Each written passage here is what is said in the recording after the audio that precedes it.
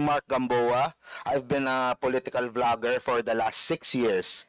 Ako din po ay tumatakbong senador dito sa upcoming elections. Isa po sa sinusulong ko ay yung 24/7 na fake news monitoring office. So, yun. So, sa aking experience po sa 6 na taon na pagbablog, nakita ko po kung gaano ka-toxic, kung gaano ka dami po yung fake news, kung gaano po kadami yung pag-iinsulto, pagmumura.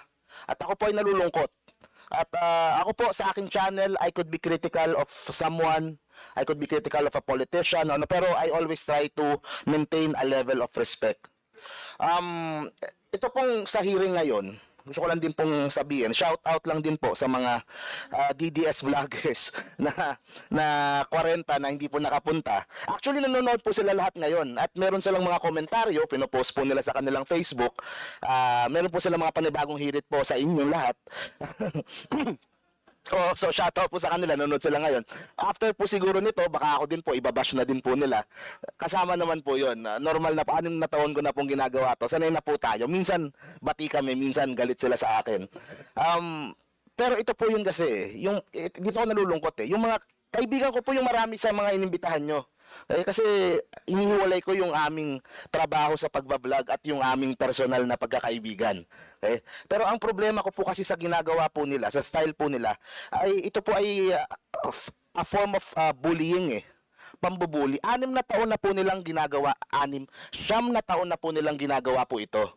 'Di ba? Kapag merong hindi nag-agree sa opinion nila, kapag merong taliwas, kapag merong bumabatikos, o yung kunyari yung quadcom na ginagawa nyo po na ang daming nabubunyag na mga kalokohan o illegal na ginagawa nung panahon ni dating Pangulong Duterte, ay attack mode na po sila. At doon na po pumapasok yung kanilang pagiging bastos, yung kanilang pag-iinsulto, mga below the belt na tira, mga personal na tira, at nakakalungkot po na umaabot po sa ganon. So ako po ay fully respect yung pong freedom of speech nung aking mga kasamang vlogger at ako din po mismo ang unang lalaban para sa kanilang freedom of speech kahit anong political affiliation. Ako po ay concerned lamang po sa ilang mga bagay. Una po, mas concern ko yung mga pages at yung mga accounts na wala pong muka. Kasi po at least yung mga vloggers na wala dito, pag nagsasalita sila, kita yung mukha nila. So, kung accountable sila doon sa sinabi nila.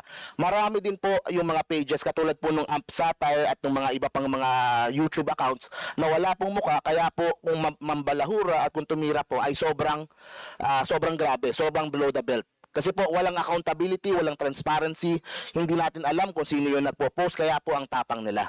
Buti nga po nagkaroon ng ganitong hearing para po magkaalaman.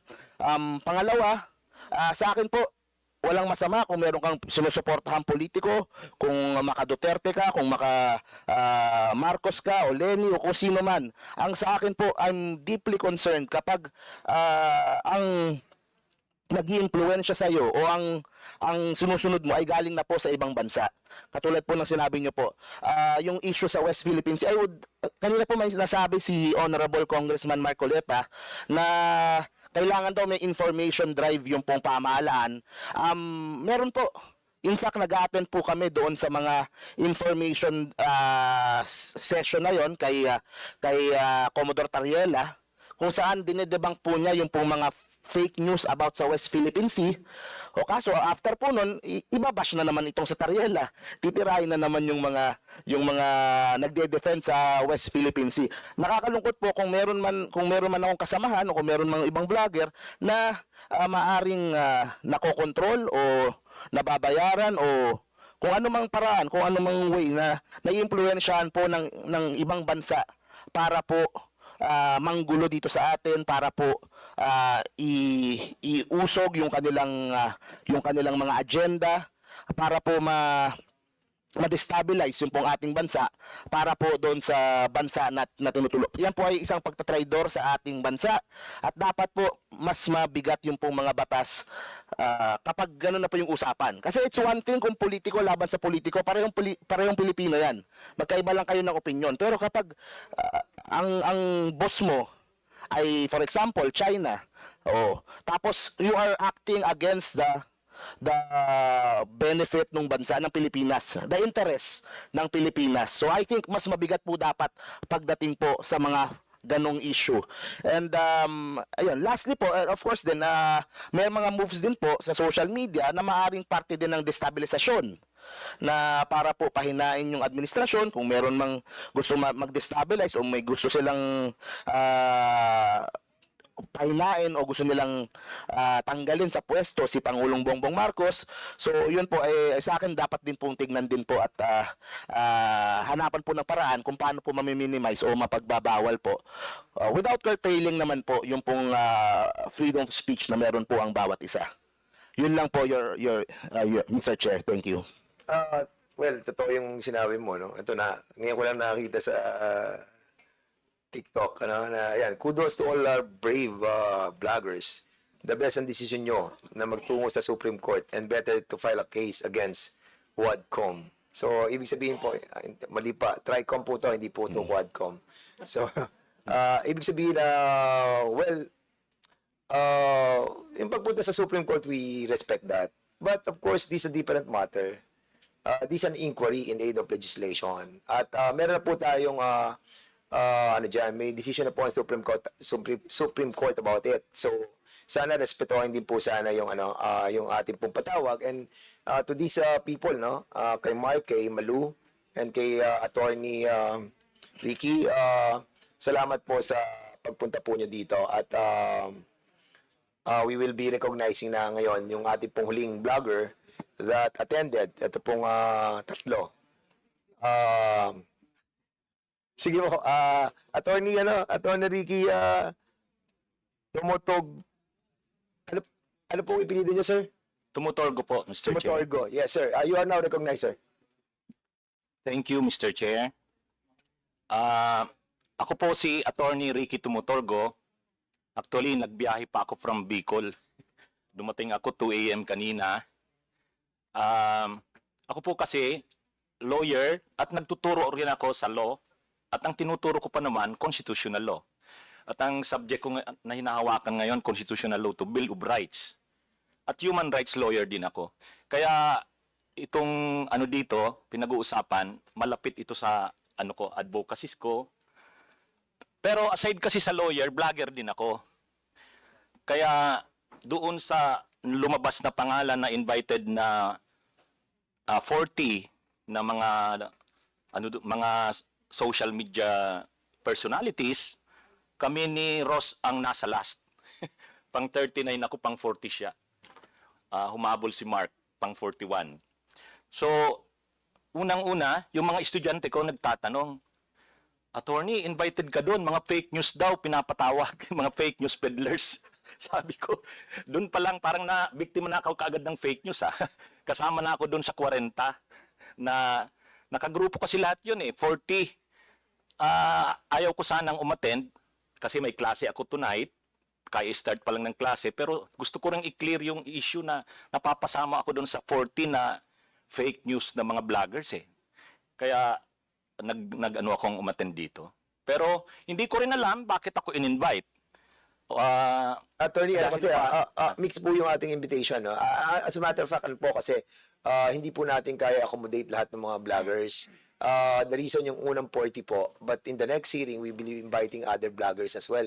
So, nag-mix na po yung mga peddling fake news and yung mga peddling naman ng mga truthfulness doon sa kanilang mga content. But Okay. At any rate, ang kinikater po namin dito ay halos lahat ng mga vloggers natin, mga Pilipino, na ang content mo nila ay about against or pro-government. So, yun po yung ating po inimbitahan for the meantime. But basically, sa susunod po, pupunta po tayo, segue po tayo sa ibang industry. Sige, go ahead, Attorney. Thank you po, Mr. Chair. Doon kasi sa 40 na yon, nakahabol si Mark pang 41. Sabi ko, 3 lang yata kami ditong hindi DDS Kaya, sabi ko, hindi attend yung mga yan. Actually, nag-vlog ako kagabi sa kaninang umaga. Sabi ko, akala ko maisog yung mga DDS vloggers. Tawag nila sa kanila maisog Pero bakit hindi a-attend sa Tricom hearing? So sabi ko, pero ako attend ako. Hindi ko alam bakit ako pinatawag. Dahil ba attorney ako na nagbablog? Or baka may natamaan ako dyan sa pagbablog ko? Kaya ni-review ko yung mga vlog ko. Sino kayo yung mga member ng Quadcom at ngayon ng Tricom na naging topic ko? Sabi ko, wala naman eh. Wala naman akong masyadong na. Kaya confident ako na sabi ko, kaya ko tong harapin.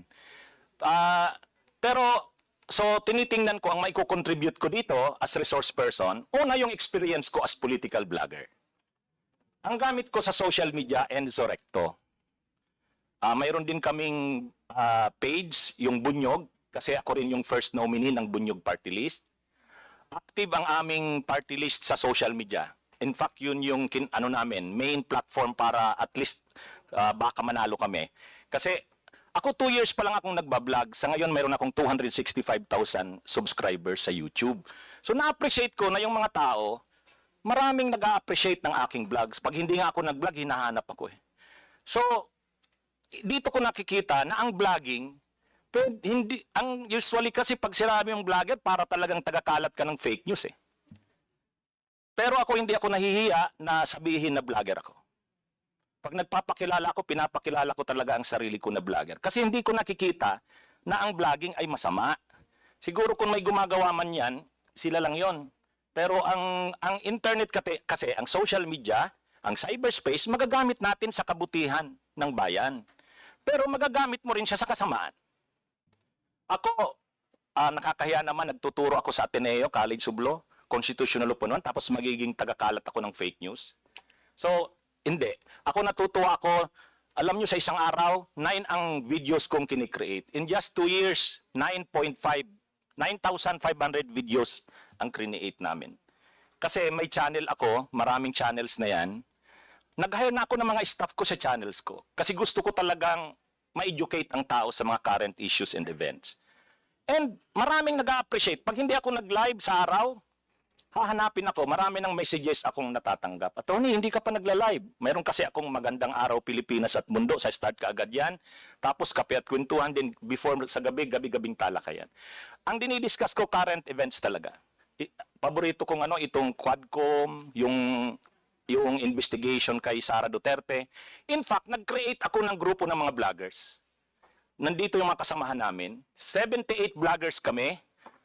Yun yung nag-initiate ng rally noong January 18 sa EDSA People Power Monument. Nandun yung pangalan ng 80 vloggers. At proud kami na sabihin na kami ang mga vloggers na hindi kami nagpi-fake news. Pero may stand kami on. Mr. Chair, Yes, what's the interjection? point of order. What's the point of order? He was telling us that he would like to give recommendations to us. But he is now telling himself. He is now giving a story about himself. Na sana, attorney, hindi mo ginagamit itong aming Tricom para mag-campaign ng iyong party list, no? O kaya naman si Mark, para i-campaign na kanyang sarili. Okay. Sorry. Kailangan namin yung recommendation mo. Okay. Hindi namin kailangan yung sinasabi mo na ginagawa mo sa pagbablog mo. Alright? Okay. Thank you and sorry, Mr. Just a point of Congressman. Benny clarification. Abate. Sige, go ahead, Attorney Ricky. O so dito na proceed Ricky na ba? ako. Tama. Gusto kong i-share na ang problema talaga ng kasi itong fake news, disinformation, itong nagpo-proliferate na mga fake news nga sa social media.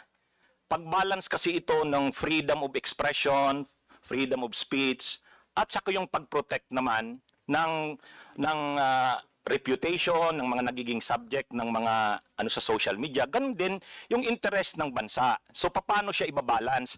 Actually, mayroon ng landmark case diyan. Yung case ng Dicini versus Secretary of Justice.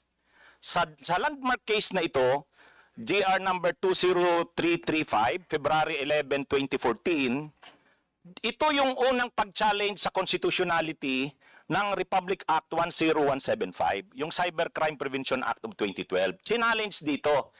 Ang contention dito ng mga dalawa, hindi ko na itatouch yung ibang aspect ng cybercrime. Yung mga scamming, hacking, data privacy violations. Dito na tayo sa yung sa aspect ng freedom of expression. Kasi mayroong specific na provision dito sa Cybercrime Prevention Act of 2012, yung section 4, paragraph C, number 4. Tungkol yan sa cyber libel. Pero actually, wala namang bago. Wala namang bago dito sa cyber libel kasi kahit naman doon sa revised penal code, pinipenalize yung libel kung wala man doon sa written, oral na libel, mayroong other similar means. So yung cyber libel, pasok doon sa other similar means. Yung paggamit ng cyberspace or internet sa libel. So ngayon, nung challenge ng petitioners yan, na unconstitutional yung provision na yan, yung cyber libel provision nitong Cybercrime Prevention Act, ang contention nila, yung mga recent daw na jurisprudence, sabi ng petitioners, hindi na kontra sa libel, hindi na inaano ang libel kasi dinidecriminalize na nga, yun yung trend. So sabi ng mga petitioners, alisin na yung provision sa Cybercrime Prevention Act or RA 10175 tungkol dyan sa cyber libel. Ang contention naman ng Solicitor General, hindi pwede. Kasi ano pa rin yan, kailangan protektahan pa rin ang mga private individuals na nagiging biktima ng cyber libel at ganun din ang public or ang state. So ang ruling ng Supreme Court dyan, ganito. Binalance ng Supreme Court. Ang pagbalance ng Supreme Court, nandyan pa rin ang cyber libel. Constitutional yan. Pero pagdating sa malicious imputation, yung mga defamatory yung mga defamatory imputation, iba ang treatment sa private at sa public. Yung mga public officials, yung private na mga subject ng malicious imputation, presumed na malicious. Presumed na malicious. Kapag defamatory ang imputation mo, na libelous kumbaga yung sinabi mo, kapag ang subject ng ano mo ay private, presumed malicious. Pero kapag public, hindi. Kailangan i-prove na may actual malice.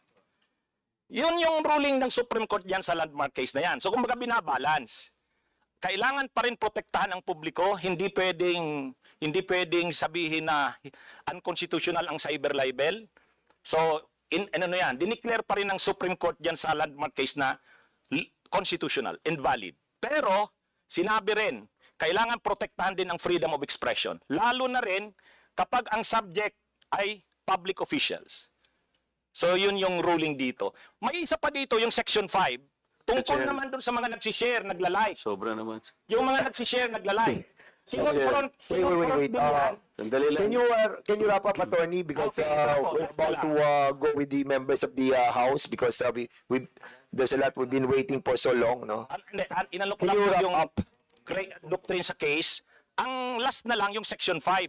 Sa Section 5, yung bang pag-share, pagla-like, pagko-comment, can that be considered also as crime? Sabi diyan, hindi. Yung ruling sa Dicini case, hindi.